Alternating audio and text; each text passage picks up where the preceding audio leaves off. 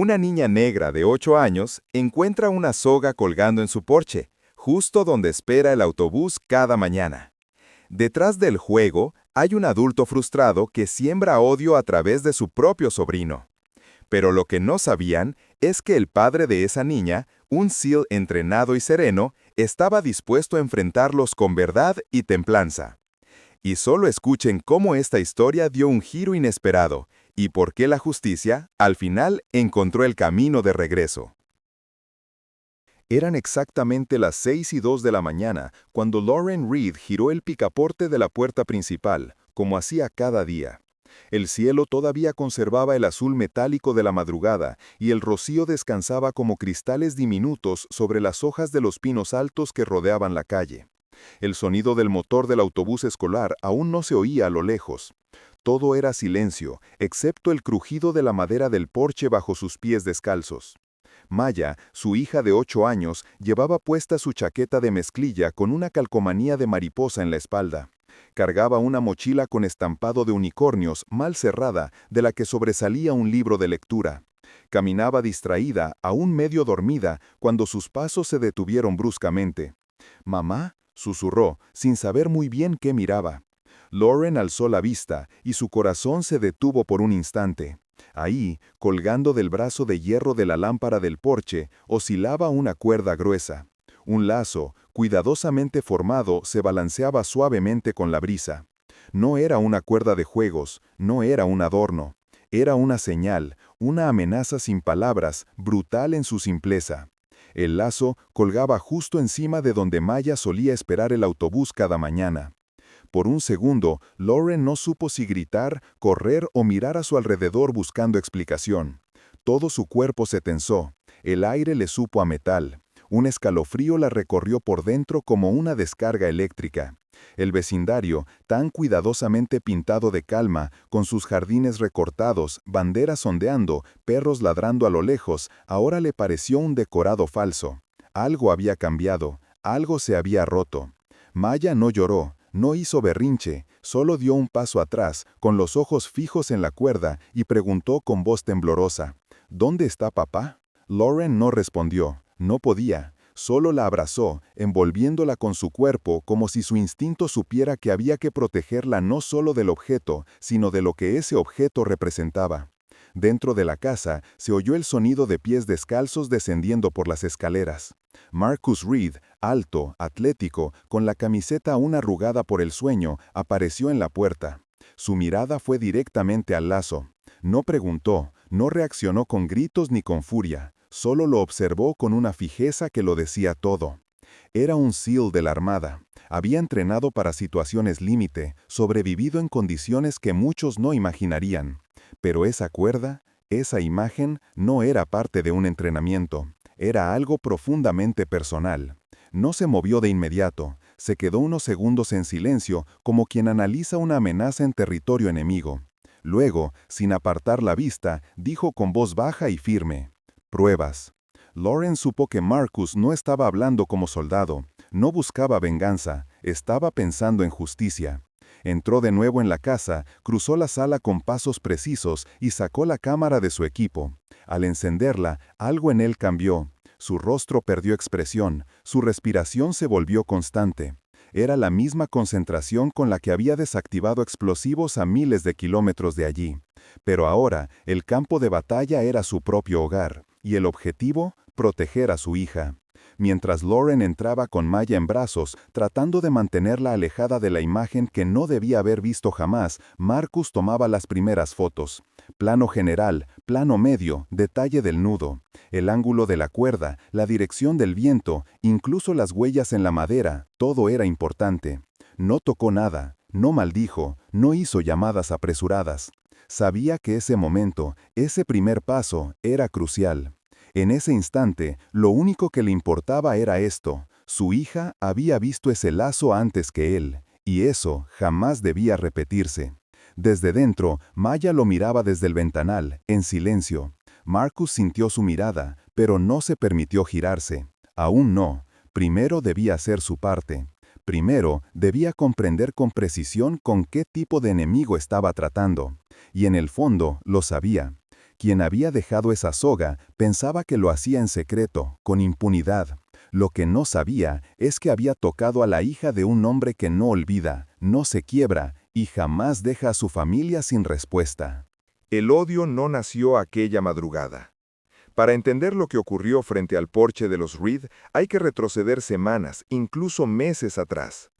Cedar Grove siempre había sido un vecindario tranquilo, de esos que salen en folletos de inmobiliarias, casas de 2 pisos con techos triangulares, buzones rojos o blancos al borde de jardines bien podados y vecinos que saludaban con la cabeza mientras paseaban a sus perros. Pero esa paz, como muchas otras, tenía capas. Algunas eran finas como la pintura de las vallas, otras, más profundas, ocultaban grietas invisibles. La familia Reed compró la casa de la esquina hace menos de un año. Llegaron con una sonrisa discreta, una mudanza silenciosa y una niña pequeña que construyó un columpio azul en el árbol del frente. Al principio, todos parecían curiosos, educados, pero distantes. Lauren siempre devolvía los saludos. Marcus, más reservado, saludaba con un gesto de cabeza. Maya jugaba en el jardín, ajena a las miradas largas que a veces duraban un poco más de lo normal. Entre los vecinos, algunos comentarios empezaron a circular como pequeñas corrientes de agua sucia. No eran gritos, no eran pancartas, eran frases lanzadas entre dientes, en reuniones casuales o charlas de garaje. Ya no es como antes, están llegando de todas partes, la calle se está llenando de desconocidos. Brad Collins fue uno de los primeros en hablar más fuerte. Contratista de oficio, conocido por su taller ruidoso y su carácter áspero, acumulaba desde hacía meses facturas sin pagar, clientes impacientes y un orgullo que no aceptaba fácilmente los cambios. Solía decir que antes todo era más claro, aunque nunca especificaba exactamente qué era ese todo. En su taller, bajo el zumbido del taladro y el golpeteo del martillo, murmuraba entre dientes su inconformidad. Su sobrino, Tyler, lo escuchaba con atención. Tenía 17 años, una edad complicada en un lugar donde no pasaba gran cosa. En su celular, Tyler había empezado a pasar más tiempo en foros donde se mezclaban quejas legítimas con teorías y discursos disfrazados de comunidad. Encontró ahí algo parecido a una identidad, la sensación de pertenecer a un grupo que decía lo que nadie más se atrevía a decir. Chase, su mejor amigo desde la infancia, lo seguía sin pensar mucho. Para él todo era más sencillo, le bastaba con no sentirse invisible. Si eso significaba burlarse de alguien o participar en algo atrevido, lo haría, no por maldad, por vacío. No eran villanos de película, no llevaban máscaras, no planeaban crímenes en habitaciones oscuras.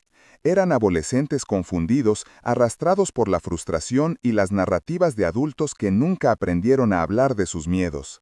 El problema no era solo lo que hacían, sino lo que nadie les decía que estaba mal. Cuando la noticia del lazo llegó a los oídos del vecindario, no fue un escándalo, fue un murmullo. Alguien, no se sabía quién, lo había colgado frente a la casa de los Reed. Algunos reaccionaron con sorpresa, otros con silencio, y unos pocos con frases incómodas. ¡Qué exageración! Seguro fuera una broma tonta. Yo no me meto, no es mi asunto. Nadie tocó la puerta de los Reed. Nadie les llegó una taza de café ni una palabra de apoyo. Los mensajes se quedaron en borrador. Los ojos se desviaron. En los grupos de vecinos del barrio, el tema apenas se mencionó. Era más fácil seguir con la rutina, fingir que nada había pasado, que todo era mal entendido. Pero para Lauren, que trabajaba turnos dobles en el hospital del condado, el odio tenía un olor específico.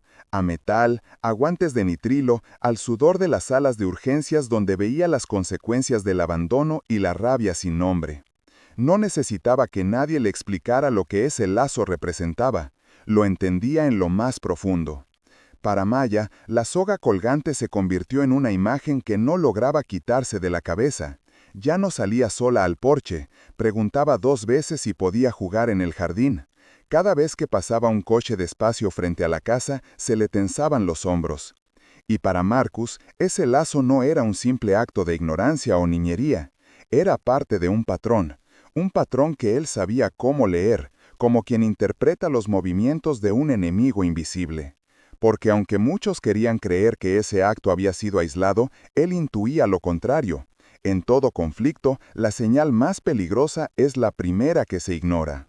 Él no gritó, no buscó cámaras ni entrevistas, analizó, midió, observó. El vecindario de Cedar Grove seguía siendo el mismo, cortadoras de sábados los sábados, olores a barbacoa los domingos. Pero bajo esa fachada había una tensión nueva, sutil, que solo algunos podían sentir. Una sombra no nace de golpe, se extiende, se desliza. Y en Cedar Grove, esa sombra ya había comenzado a crecer.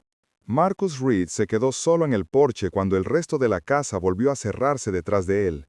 El aire aún olía a madrugada, pero ya no era fresco. Tenía un peso, una densidad distinta. Respiró hondo, no por calma, sino por control. Sí, sentía ira. La clase de ira que no estalla, sino que se comprime hasta volverse precisión. Ira con memoria, con historia. No era la primera vez que enfrentaba amenazas, pero esta era distinta. No venía de lejos ni de algún campo extranjero. Venía de la misma calle donde su hija aprendía a andar en bicicleta. Entró en casa, fue directo a su escritorio y marcó un número que no necesitaba buscar. La línea sonó una vez, luego otra. «¿Marcus?», respondió una voz femenina, firme, acostumbrada al trabajo difícil incluso antes del primer café. «Denise», dijo él, «no quiero persecuciones, quiero evidencia». Denise Walker, sheriff del condado desde hacía 5 años, sabía cuándo alguien hablaba en serio. Escuchó, tomó nota y prometió enviar una patrulla no para intimidar, sino para observar a distancia. Lo conocía desde antes de su despliegue. Sabía que cuando Marcus decía que iba a resolver algo, no hablaba en futuro hipotético. En lugar de descargar su furia en redes sociales o de confrontar a los vecinos con gritos, Marcus actuó como quien ha aprendido que el mejor contraataque es la verdad registrada con claridad. Instaló cámaras discretas en los árboles del patio y en el marco del garaje. Cuidó los ángulos, los reflejos. Colocó sensores de movimiento conectados a su móvil. Cada herramienta estaba calibrada como en una operación de reconocimiento. Luego revisó la base del poste donde había estado colgada la cuerda. El rocío no había borrado todo. Pequeñas marcas de zapatos, fibras sueltas. Tomó fotos, anotó medidas. Sabía que no bastaba con sospechas, necesitaba la secuencia, la ruta, el patrón. A media mañana llamó a su vecino más cercano, el señor Álvarez, jubilado, meticuloso, de esos que guardan todos sus recibos en carpetas etiquetadas. También era uno de los pocos que se había acercado a dar la bienvenida cuando llegaron al vecindario. «¿Tu cámara de timbre graba todo el frente?», preguntó Marcus. «24 horas. ¿Qué necesitas?». No hizo falta más. En las imágenes de la noche anterior, Marcus vio lo que temía, pero necesitaba confirmar. 2 figuras encapuchadas, avanzando con cautela, tratando de reír sin hacer ruido. Una camioneta vieja, de color gris claro, con el guardabarros derecho visiblemente abollado. Las sombras no eran hombres grandes, eran jóvenes. Uno de ellos se detuvo a mirar la casa, el otro alzó la cuerda. No era prueba suficiente para un arresto, pero sí era suficiente para preparar el terreno. Esa misma tarde, Marcus salió al jardín como si fuera cualquier otro día. Vestido con pantalones de lona y camiseta gris, encendió la manguera y comenzó a regar el césped. Parecía tranquilo, pero en sus ojos había otra cosa, vigilancia. A las 16:42, Tyler y Chase pasaron caminando frente a la casa. Fingían hablar entre ellos sin mirar directamente, aunque sus ojos se desviaban una y otra vez hacia el porche. Y vieron algo nuevo. Un cartel de madera, hecho a mano, colgado con precisión sobre 2 estacas cortas, decía: «Este hogar está protegido por vecinos, ley y conciencia». No era una amenaza, era una declaración, una línea invisible que separaba el miedo de la dignidad. Junto al cartel, una cámara orientada a la acera, con lente limpio y grabación activa. Y al otro lado, Marcus regando el jardín, sin levantar la mirada, pero claramente consciente de cada movimiento. Tyler lo observó más tiempo del necesario, como si buscara en su rostro alguna señal de debilidad, un temblor, un parpadeo. No encontró ninguno. Marcus no le devolvió la mirada, no necesitaba hacerlo. Aquella noche, después de cenar en silencio con Lauren y acostar a Maya, quien preguntó si ya era seguro volver a usar el columpio, Marcus subió al ático. Sacó de una caja una cuerda de entrenamiento, usada para prácticas de rescate y escalada. Era fuerte, de color rojo oscuro, con nudos perfectamente hechos para soportar peso. La colocó en el mismo lugar donde había estado la cuerda anónima, no como advertencia, como prueba. Luego, con guantes, espolvoreó una sustancia fluorescente alrededor del porche, incolora a simple vista, pero brillante bajo luz ultravioleta. Cualquier mano que tocara esa cuerda quedaría marcada. Cualquier prenda que rozara la baranda se teñiría de huellas invisibles. Era un cebo, un lazo para pescar verdades. No lo hacía por venganza, lo hacía por claridad, lo hacía por Maya. Porque esa niña no merecía crecer con el miedo de no saber quién la observa. Marcus apagó las luces exteriores, revisó una última vez las cámaras y se sentó en la sala en silencio. No necesitaba dormir. Lo había hecho muchas veces antes, en lugares más fríos y más lejanos, pero nunca había sentido tan cerca la responsabilidad de proteger algo tan frágil como la confianza de una hija en el mundo que la rodea. En Cedar Grove, la batalla no era con armas ni con fuerza, era con verdad, y Marcus estaba listo. La noche era silenciosa, pero no tranquila. El aire cargado, las luces del vecindario apagadas una tras otra, y en medio de la oscuridad la casa de los Reed parecía aún más visible. El cartel seguía ahí, firme. La cuerda de entrenamiento también, y como Marcus había previsto, volvieron. A la 1:37 am, dos siluetas cruzaron la calle desde un callejón lateral. Se movían rápido, como si sus propios pasos les pesaran. Tyler iba al frente, con la capucha puesta, los puños cerrados. Chase lo seguía, torpe, como alguien que no tiene claro por qué está allí, pero que teme quedarse atrás. La cámara los captó desde el primer momento. Cuando subieron los escalones del porche, se les veía agitados. Tyler soltó una risa seca y tocó la cuerda. Chase también la empujó con el dedo, como si el simple contacto les diera poder. Hicieron un gesto de burla hacia la casa, luego huyeron con la misma rapidez, sin saber que lo que acababan de hacer no los hacía fuertes, los marcaba. El polvo fluorescente, cuidadosamente esparcido por Marcus, se adhirió a sus manos, a la tela de sus sudaderas, a la suela de los zapatos. No lo notarían hasta que ya fuera demasiado tarde. La matrícula de la camioneta, claramente visible en la grabación, coincidía con la que Marcus había visto en el video del señor Álvarez. A las 8:12 de la mañana siguiente, la sheriff Denise Walker se presentó con una orden de registro firmada y ejecutada. No hubo dramatismo, no hubo persecución, solo hechos. El taller de Brad Collins era una mezcla de herramientas oxidadas, latas de pintura abiertas y silencio tenso. En un rincón, bajo un banco de trabajo, encontraron los guantes. Estaban manchados con el mismo compuesto fluorescente. En la parte trasera, detrás de una caja de clavos, descansaba una cuerda más vieja, con nudos mal hechos como si hubiera sido parte de algún experimento torpe. Pero lo más revelador estaba en el celular de Tyler.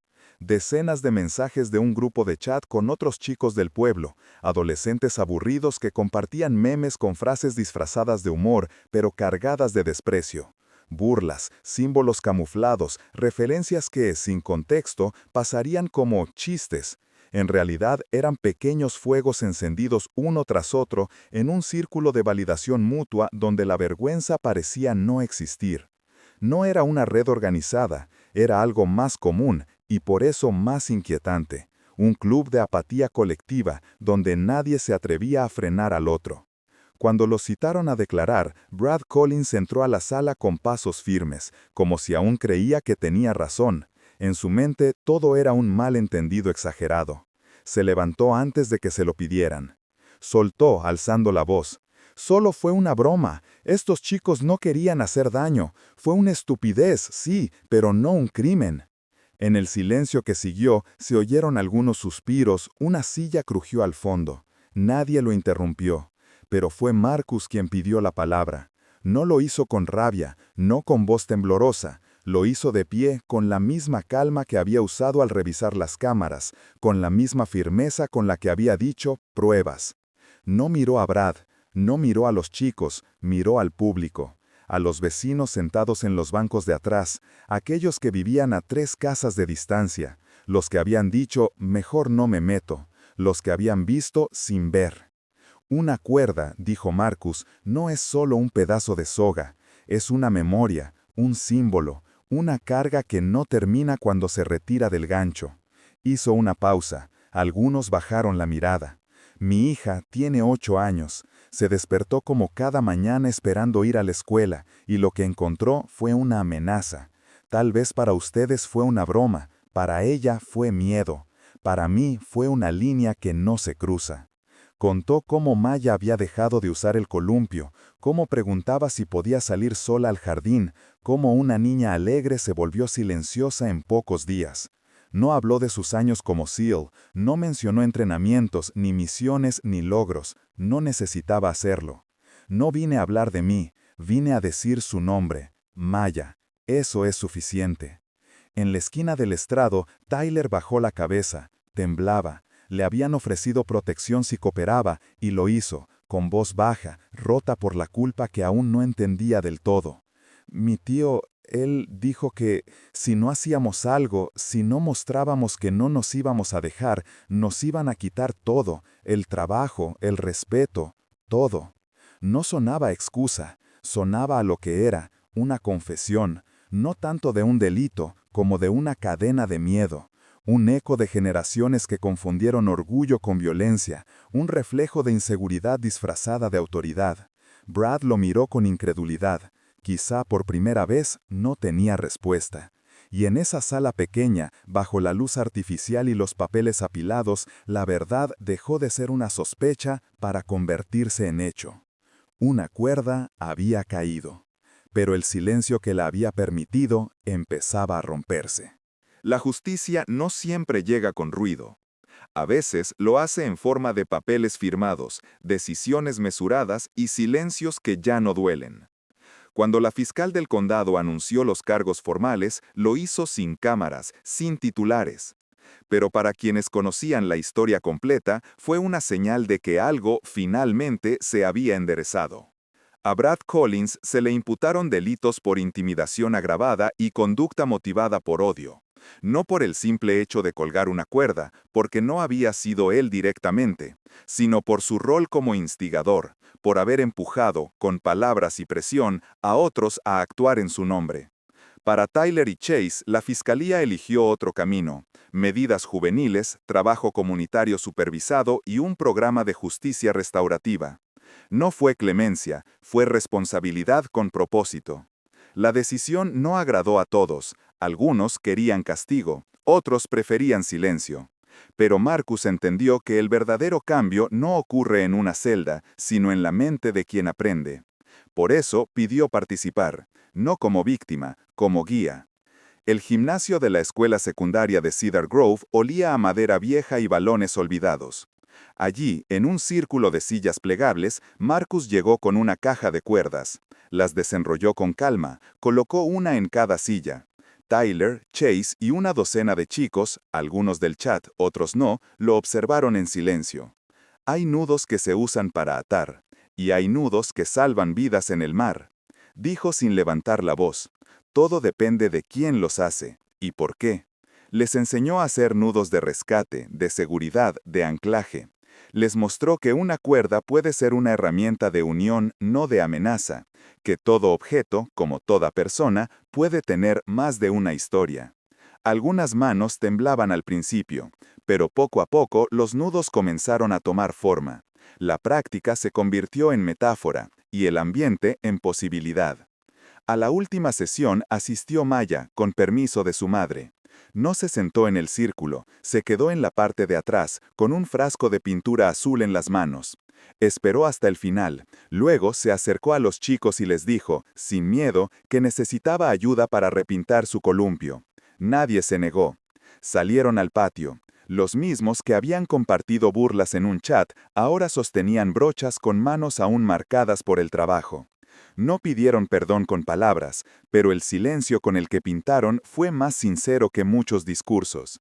Maya les ofreció galletas cuando terminaron. Lauren las había horneado esa mañana. Marcus, desde el porche, observaba sin intervenir. No necesitaba hacerlo. El acto hablaba por sí mismo. Días después, en un sábado de septiembre, los vecinos se reunieron en la calle de los Pinos. La sheriff Denise Walker subió a una pequeña escalera frente a la casa de los Reed. Sostuvo en sus manos la cuerda original, la que había colgado del porche, ahora cuidadosamente embalada y etiquetada como evidencia archivada. No la quemaron, no la rompieron, la guardaron, como se guarda una cicatriz, no para exhibirla, sino para no olvidar. Brad fue escoltado por oficiales, esposado, pasó frente a la multitud sin una palabra. Ya no tenía voz que imponer ni mirada que intimidara. Era un hombre reducido por sus propias decisiones. Y entonces, con un gesto pequeño pero poderoso, Denise cortó el hilo que sujetaba la cuerda simbólica al poste. No hubo aplausos, no hacían falta. Maya, vestida con su camiseta favorita de mariposas, subió al columpio. Lo probó primero con cuidado, luego con más fuerza. Se meció por primera vez desde aquella mañana. Lauren, sentada en los escalones, observaba el cielo. No buscaba señales, solo necesitaba respirar. Marcus, de pie en el porche, dejó que por fin le temblaran las manos, no por miedo, por descarga. El barrio de Cedar Grove volvió a parecerse a sí mismo, pero no era el mismo. Había cambiado. No porque el peligro hubiera desaparecido, porque nunca desaparece del todo, sino porque ahora había ojos abiertos, conciencia alerta, gente que no miraría hacia otro lado. Los vecinos que antes no dijeron nada, ahora compartían una mirada distinta. Tal vez no todos eran amigos, pero ahora sabían lo que significaba el silencio, y también sabían cómo romperlo. La justicia, aquella que parecía lejana, no llegó con sirenas ni cadenas, llegó con verdad, con consecuencia, con voluntad. Y su sonido no fue un grito, fue el clic sutil de una cadena soltándose. Y en la calle de los Pinos, mientras el sol atravesaba las ramas y el viento empujaba el columpio, una niña volvió a reír. Y un padre, sí, pero sobre todo padre, guardó sus cuerdas, no como armas, como herramientas para sostener lo que importa.